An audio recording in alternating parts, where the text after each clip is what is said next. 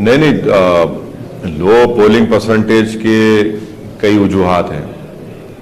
एक वजह यह है कि गैर ज़रूरी के हर बार सेंसिटिव के नाम पर पुलिस को, पैरामिलिट्री फोर्स को आप खड़ा कर देते हैं और बैरिकेड्स लगा देते हैं, रोड्स बंद कर देते हैं आप, और आप लोगों को निकल कर जाने की तकलीफ हो जाती है उस दिन। तो वो एक वजह है। दूसरा वजह यह है कि हमारी कोई कमजोरी होंगी, हमको उसको दूर करना चाहिए। तीसरा यह है कि आवाम में भी थोड़ा इंटरेस्ट कम हो रहा है, छुट्टी मनाते उस दिन कि बाहर चले आते।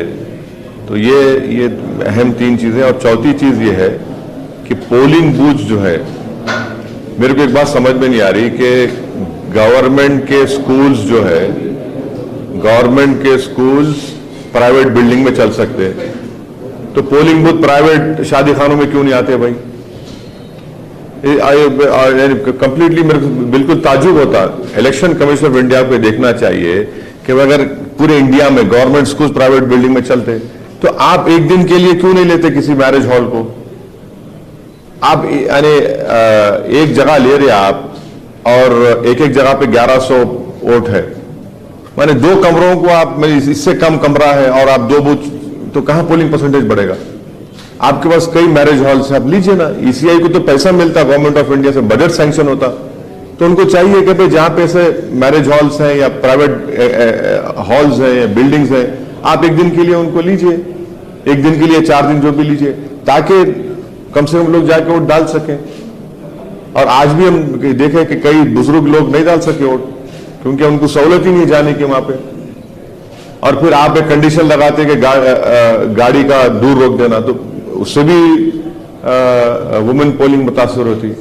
तो हमारे तरफ से जो भी कमजोरी है हम उसका सेल्फ इंट्रोस्पेक्शन कर रहे, और हम लोग मेहनत करेंगे हमारे असेंबली कॉन्स्टिट्यूंसी में जहां पे हमारे को लो पोलिंग परसेंटेज हुआ।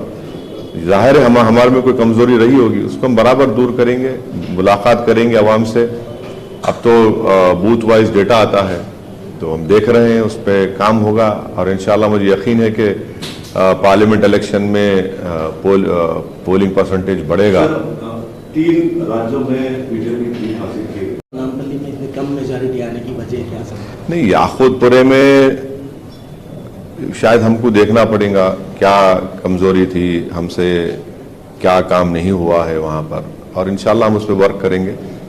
यकीनन हमारे लिए एक फिक्र की बात है, और मुझे पूरा यकीन है कि इस पर इंशाल्लाह ताला आप देखेंगे जल्द से जल्द उस पर काम शुरू होगा, और हम अपना पोलिंग परसेंटेज भी बढ़ाएंगे वहाँ पे, और जो भी कमजोरियाँ खामियाँ रही उसको इंशाल्लाह हम ज़रूर दूर करेंगे। मैं याकूतपुरे की आवाम का शुक्रिया अदा करता हूँ कि उन्होंने हमको वोट भी दिया, नहीं भी दिया, और जो वोट डालने नहीं निकले, मैं उनसे भी गुजारिश करूँगा कि अगर आप निकल के वोट डालते, जो मजलिस के एक बहुत बड़े चाहने वाले हैं, तो इतना जो रिजल्ट आया, इससे बेहतर रिजल्ट आ सकता था।